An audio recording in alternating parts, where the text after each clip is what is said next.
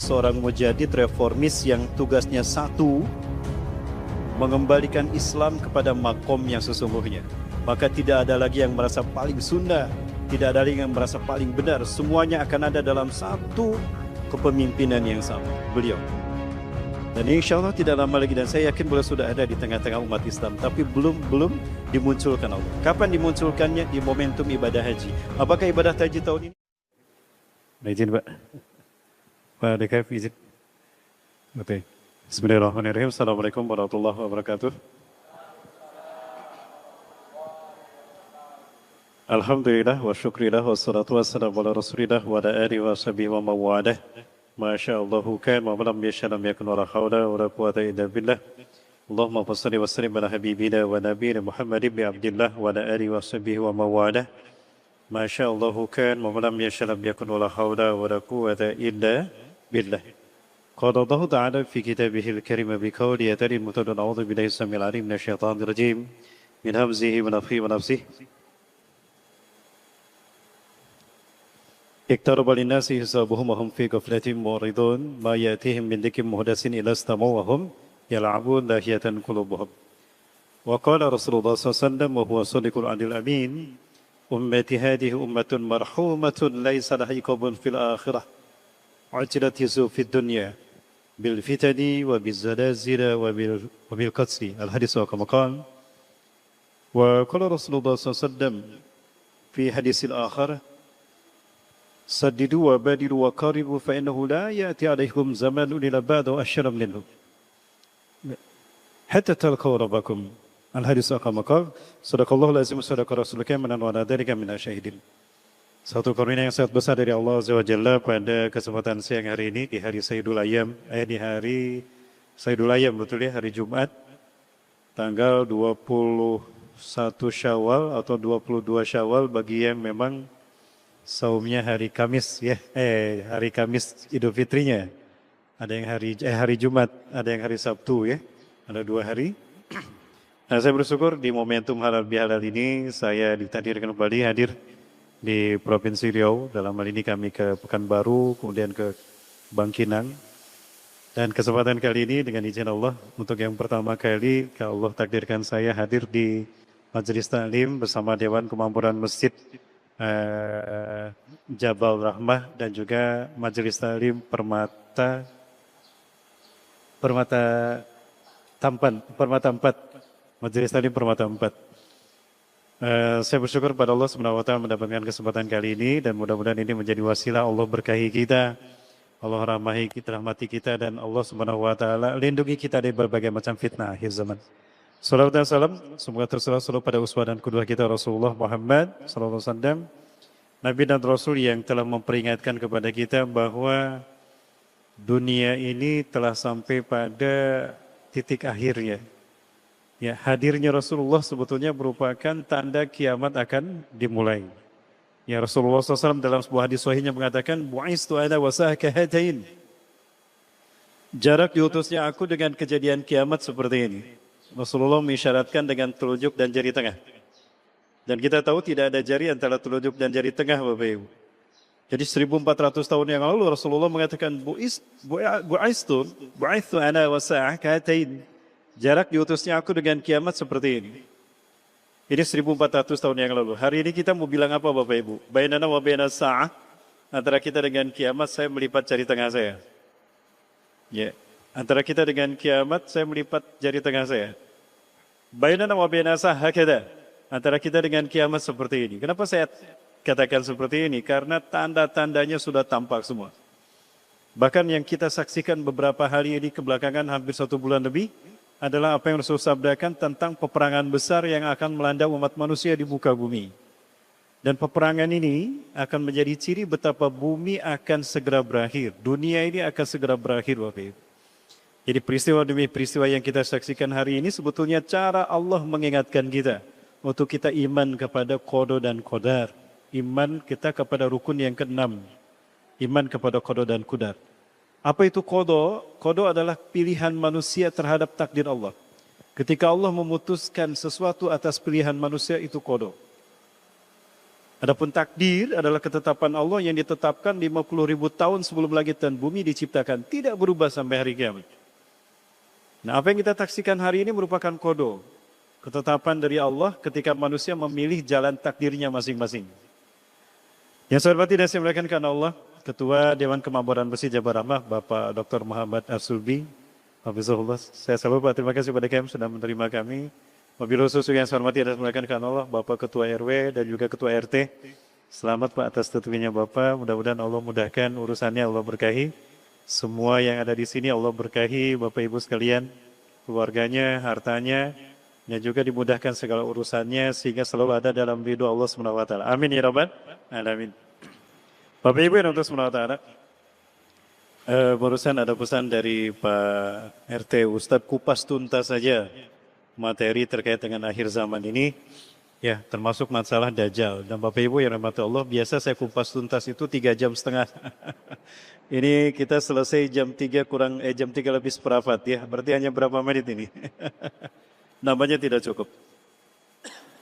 Bapak Ibu yang Allah, saya ingin cerita saja di salah satu kunjungan saya dulu, saya ikut belajar bersama beberapa syekh di Palestina.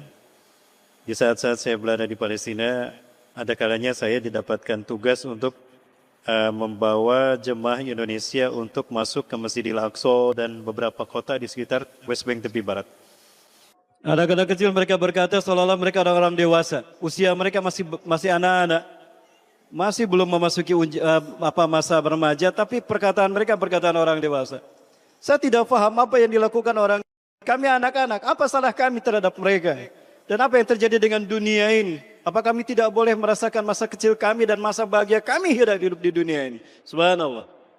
Bapak Ibu, itu anak-anak yang saya tanya bagaimana kondisi mereka. Ya, bagaimana kondisi orang tua mereka? Jawabannya kayak orang-orang dewasa saja. Nah Bapak Ibu, apa yang kita saksikan hari ini merupakan pembuktian 14 abad yang lalu tentang tanda-tanda kiamat telah dekat. Apa itu? Merebaknya fitnah di mana-mana. Ya, maka Rasulullah mengingatkan kita dengan kalimat yang sangat tegas. Badiru bila amal sholihat. Bersegeralah kalian beramal soleh. Manfaatkan waktu yang kalian miliki dengan untuk kebaikan demi kebaikan. Kenapa? Fasatakunul fitan. Karena akan muncul huru-hara. Petaka akan menimpa kalian. Kakitoi lail dan musim seperti potongan malam yang gelap gulita. Belum selesai umat Islam dilanda fitnah yang satu ini. Muncul petaka berikutnya. Umat Islam masih sempoyongan. Baru bangun bangkit untuk melanjutkan kehidupan baru kembali. Hantam lagi oleh kiamat yang lain. Oleh fitnah yang lain. Tamujuk kamaujil bahari. Maka tidak selesai kita saksikan bagaimana derita rakyat Gaza sejak 1947 dari tragedi Nakbah. Sampai hari ini Bapak Ibu, di depan mata kami mereka masih terbayang merah darah mereka ketika kami berada di sana. Ya, saya sampai tidak bisa makan, pulang ke Indonesia sebulan saya nggak bisa makan Bapak Ibu. Nggak karuan pikiran saya. Ada apa dengan dunia ini? Rupanya kita disampaikan pada satu pesan terakhir bahwa kita berada di akhir zaman Bapak Ibu. Jamaah yang Allah Taala. Dan ini di bulan Ramadan tanggal 18 di momentum sholat zuhur di Han Yunis. Di momentum sholat zuhur berjamaah. Sholat zuhur mereka tidak selesai karena mereka dibantu. Allahu Akbar. Ya Allah, Ya Allah.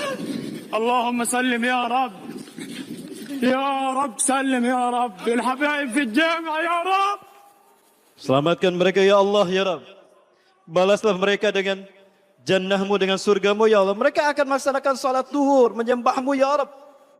Ya Rabb, habaib Nabi sallallahu.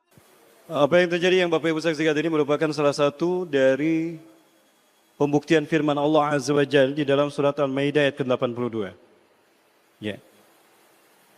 Maha benar Allah yang telah mengutus Rasulullah SAW yang tidak pernah berdusta, yang lisannya suci bersih dari perkataan bohong.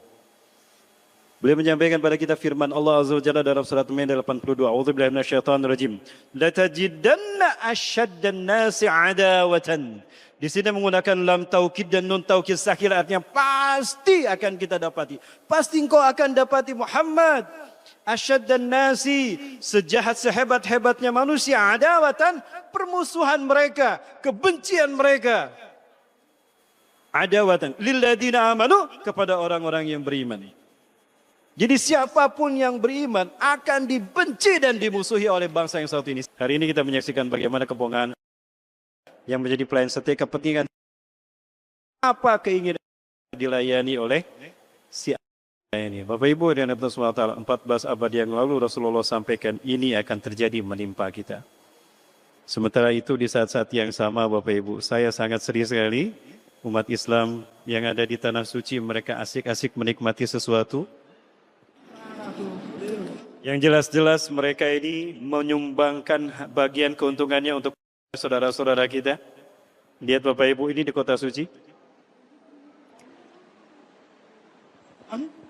Di pusat jantungnya Islam, sementara tidak jauh dari sana seorang ibu menangis meratapi dunia, ya, bermunajat kepada Allah, mengadu kepada Allah atas penderitaan dia kehilangan anak dan suami dan rumahnya.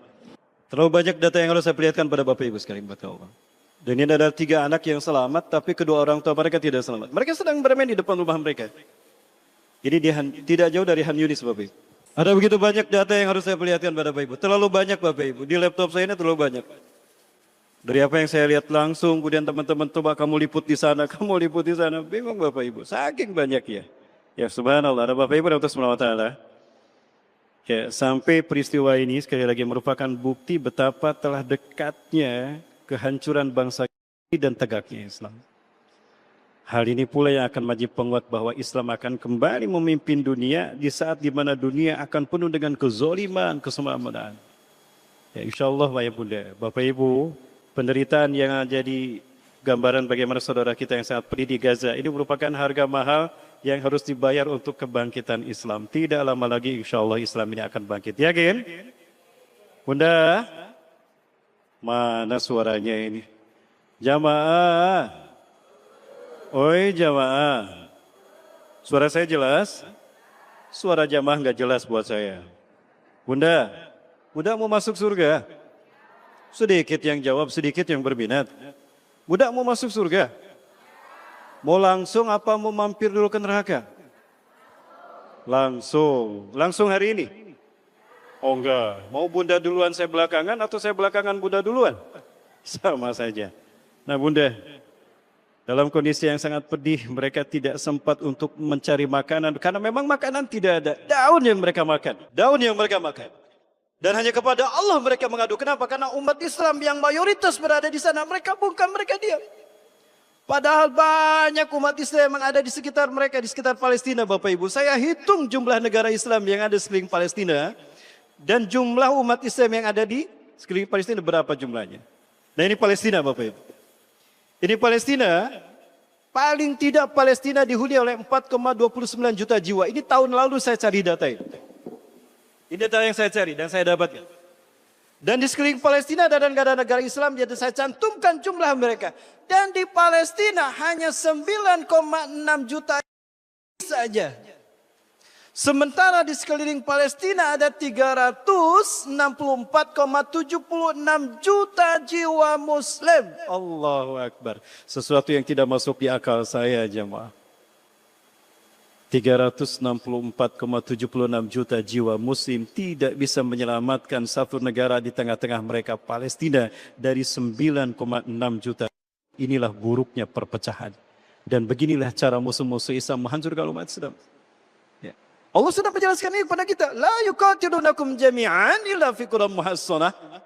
Mereka orang-orang kafir tidak akan memerangi kalian jika kalian berjamaah. Tidak. Jika kalian bersatu padu. Tidak. Seperti seekor serigala ya bunda. Tidak mungkin serigala menerkam biri-biri yang berkumpul. Tidak berani itu. Ada biri-biri sedang berkumpul berjamaah. Enggak berani itu serigala. Lalu bagaimana caranya? Ditiupkanlah angin propaganda.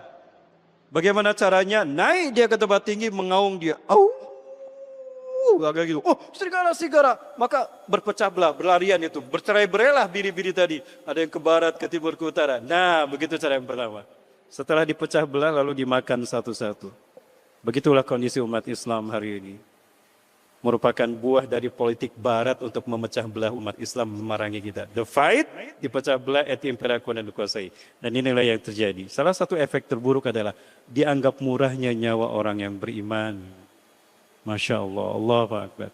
Bapak Ibu, inilah buruknya fitnah akhir zaman. Ustadz, menyakitkan sekali apa yang dialami saudara kita. Ya. Di mana Allah, Ustadz? Teman saya sudah tidak kuat lagi menyaksikan itu semua. Fa'in Allah, mata nasrullah, mana Allah, mana pertolongan Allah. Saya katakan kepada teman saya, antum lupa ya dengan hadis Rasulullah SAW. Apa Ustaz? Jamaah mudah. Rasulullah pernah mengatakan, ummati hadi ummatun marhamatun, laisa laha iqabun fil akhirah. Umatku adalah umat yang Allah rahmati. Tidak ada siksa bagi umatku di akhirat. Sekali lagi bunda. Umat ini, kata Rasulullah, adalah umat yang Allah rahmati. Tidak ada siksa bagi umatku di akhirat. Ya Rasulullah, lana dhanbun kasir wa khatiyatun kasira. Fama lana ala nu'adhiba fil akhirah. Idan kaifa tutahhiru qulubana wa nufusana. Ya Rasulullah, jika kami tidak disiksa di akhirat, kami banyak dosa, kami banyak salah, bagaimana jiwa raga kami dibersihkan? Ujilat hizzukum fid dunya. Allah segerakan hisaban atas dosa dan salah kalian di dunia, tidak di akhirat. Kaifa yakunu dzalik? Bagaimana itu terjadi ya Rasulullah? Ada 3 cara Allah habiskan dosa-dosa kita di dunia. Allah segerakan hisaban atas dosa dan salah kita di dunia dengan 3 cara. Yang pertama dengan fitnah, huru-hara, seperti Bapak Ibu saksikan. Hari ini petaka di mana-mana. Berat orang-orang mengamalkan Quran dan Sunnah. Hari itu kata Rasulullah SAW, sayati ala ummati zamanun, akan datang pada umatku satu zaman, al-mutamassiku yaumaidin bidini kal qabid alal jamri. Orang-orang yang mengamalkan Quran dan Sunnah, orang-orang yang mengamalkan akal sehat dan hati nurani, orang-orang yang berpegang teguh pada prinsip kejujuran dan kebenaran. Seperti memegang bara api. Ada kayu merah membara kita pegang. Apa yang kita rasakan? Panas bunda. Kita dituduh ekstremis, radikal, intoleran, anti NKRI, anti Pancasila. Segala macam disematkan. Padahal kitalah yang berjuang menegakkan kebenaran itu. Bapak Ibu ada SWT, inilah sistem Dajjal. Yang benar dipandang salah, yang salah dipandang benar. Yang zalim dibikin berkuasa, yang baik, yang jujur dihianati. Sudah terjadi belum ayah muda? Itulah zaman fitnah yang kata Rasulullah SAW akan menjadi pembuka fitnah-fitnah yang lain.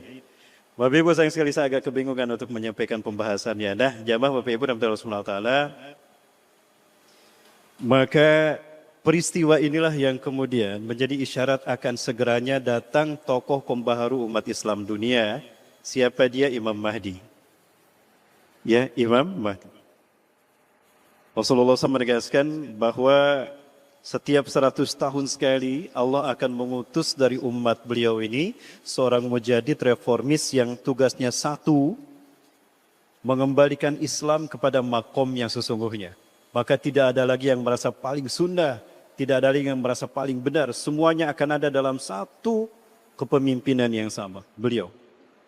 Dan insya Allah tidak lama lagi, dan saya yakin beliau sudah ada di tengah-tengah umat Islam, tapi belum dimunculkan Allah. Kapan dimunculkannya? Di momentum ibadah haji. Apakah ibadah haji tahun ini? Wallahu a'lam. Nah yang kedua, yastami'u hadhil ummah ala riayatin wahidah tahta riayati wa qa'idati. Beliau akan mempersatukan umat Islam seluruh dia dalam satu kepemimpinan ini. Maka beliau akan menjadi pemimpin umat Islam dunia yang akan mempersatukan kita semua.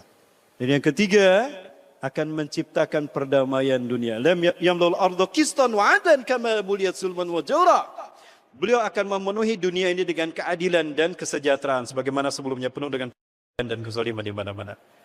Dan yang keempat, ya, Islam akan memimpin dunia selamanya sampai turunnya Nabi Isa alaihi salam. Kemudian Nabi Isa akan sholat berjamaah bersama umat Islam di sholat subuh berjamaah itu. Kemudian akan memerangi kaum munafikun dari bangsa Arab. Orang-orang munafik yang sekarang bungkam diam saja terhadap penderitaan orang-orang Palestina akan diperangi itu para raja-raja Arab yang munafik. Sehingga Arab akan kembali, terutama Mekah, Madinah akan kembali dipimpin oleh umat Islam yang jujur dan benar. Kemudian akan perang melawan Persia, Iran. Iran yang selama ini membela Palestina bukanlah Iran yang nanti akan diperangi oleh Imam Mahdi. Tapi Iran yang dipimpin oleh pasukan Dajjal. Ya.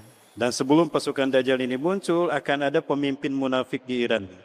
Jadi ada kemungkinan nanti Iran yang hari ini membantu Palestina dan memerangi itu akan berganti proses kepemimpinan dari bonekanya. Ada kemungkinan memang setelah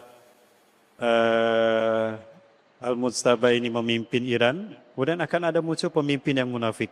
Sekarang ada tokohnya, ada putra mahkota Reja Pahlavi kan, di saat Ali Khomeini berjuang menyelamatkan Palestina, ya di saat itu dia keliling dan mencari dukungan dan untuk menghalangi, untuk membinasakan, untuk menumbangkan Ali Khamenei. Ternyata ada tokoh yang lain yang disepakati, Al-Mujtaba hari ini.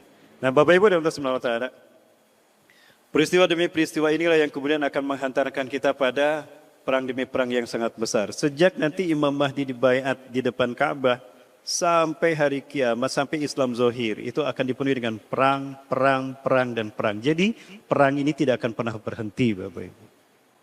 Masya Allah, Allahu Akbar. Sampai satu persatu negara jatuh ke tangan kaum muslimin. Nah, perang yang sangat besar nanti adalah perang ketika berhadapan dengan Al-Masih Ad-Dajjal. Ya. Ya. Nanti Iran setelah dipimpin oleh pemimpin yang pro kepada dan itu membukakan pintu bagi menguatnya pasukan Dajjal. Bagi Dajjal keluar, muncul ya dari Khurasan, kemudian menguatkan pasukannya lalu datang untuk menyerang umat Islam. Ya, di mana pertemuan antara umat Islam dengan pasukan Dajjal? Di Masjid Umawi di Suriah. Ya, masjid apa namanya? Masjid Umawi di Suriah. Ustaz, ada masjidnya? Ada, Bapak Ibu sekalian yang dirahmati Allah. Ini saya perlihatkan pada Bapak Ibu masjid. Di masjid inilah nanti salat subuh berjamaah akan dilaksanakan. Dan itu sudah dimulai sejak runtuhnya rejim Bashar Assad.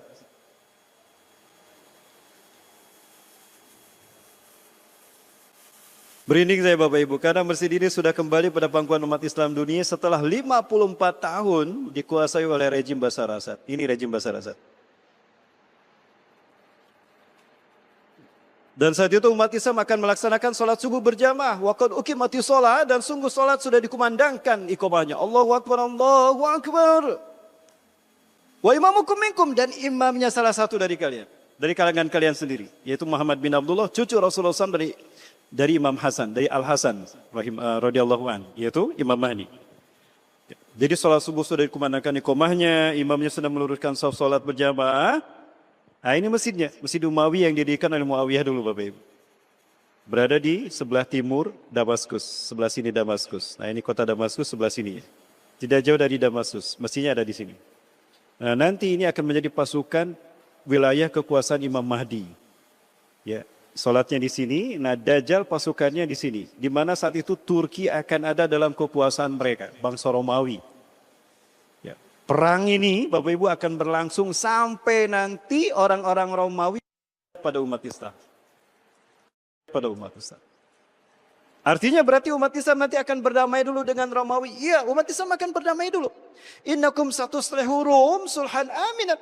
Sungguh kalian akan berdamai dengan orang-orang Romawi dengan perdamaian yang sempurna. Fayaqtilu summa taghzuna antum ar-Rum adu min waraihim. Kemudian kamu hai umat Islam akan bersama orang-orang Romawi memerangi musuh orang Romawi. Kita lihat sekarang Board of Peace, umat Islam, Arab dan tidak terkecuali Indonesia bergabung dengan dan memerangi musuh dan bukan musuh umat Islam. Betapapun rakyatnya tidak setuju, tapi para pemimpin negara-negara Islam ini bersekutu dengan dan termasuk negara-negara Arab. Yang kemudian Romawi berkhianat. Banyak di Rom, maka orang Romawi berkhianat kepada umat Islam, berhadapan dengan umat Islam. Nah, orang Romawi nanti posisinya di sini Bapak Ibu.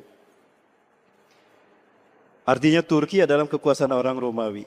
Jumlah mereka kata Rasulullah berada di bawah 80 bendera. Hum yajtami'una tahta samanina rayah. Mereka akan berkumpul di bawah 80 bendera. Walikura rayatin isna asyara alaf junudan.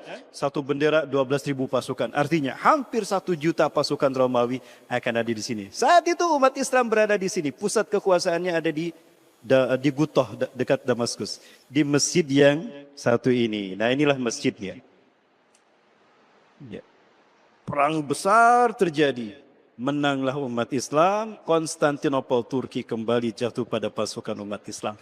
Antara Konstantinopel dibebaskan dengan kemunculan Dajjal hanya 6-7 bulan saja. Allahu Akbar. Berarti telah dekat kemunculan Dajjal itu Ustaz. Ya, telah dekat bunda. Cirinya apa? Aduh panjang lagi kalau saya bahas ini. Ini sebentar lagi waktunya sudah habis sebetulnya ya. Iya, Masya Allah. Nah Bapak Ibu dan Tuhan Ta'ala, pada saat itu umat Islam akan melaksanakan sholat subuh di sini. Ketika akan takbir, imam akan membalikan badannya, tubuhnya ke belakang, maka turunlah malaikat Jibril. Membisikkan pada Imam Mahdi, jangan dulu takbir. Nabi Isa ingin mengikuti sholat berjamaah sama kalian. Allahu Akbar. Nabi Isa turun setelah berwudu di langit, di sisi Allah. Beliau sudah berwudu, turun di mana? Di menara ini. Ini salah satu menara di masjid tadi. Ini Al-Manarah Baidah. Ya, mengenakan sayap, memegang sayap dua malaikat. Kebayang Nabi Isa turun, maka marhaban ya Nabi Allah, ya Isa bin Maryam al-Masih. Allahu Akbar, bertakbir semua kaum muslimin. Maka Imam Mahdi kemudian memerintahkan Nabi Isa mengimami salat mereka. Ta'al ya Nabi Allah, salli lana. Beri Nabi Allah imami kami salat. La. Nabi Isa menolak dan mendorong Imam Mahdi. La taqaddam hadhihi maslak.